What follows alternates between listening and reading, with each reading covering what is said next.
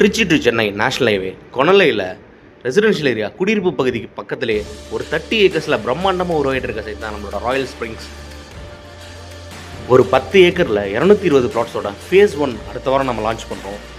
5 லட்சத்துலேருந்தே நம்மக்கிட்ட வீட்டு மனைகள் அவைலபிள் இருக்குது. நம்ம சைட்டில் புக்கிங்ஸ் போயிட்டுருக்கு. ஒரு 30,000 அட்வான்ஸ் அமௌண்ட் கட்டி ஒரு பிளாட்டை நீங்கள் ஹோல்ட் பண்ணி வச்சுக்கலாம்.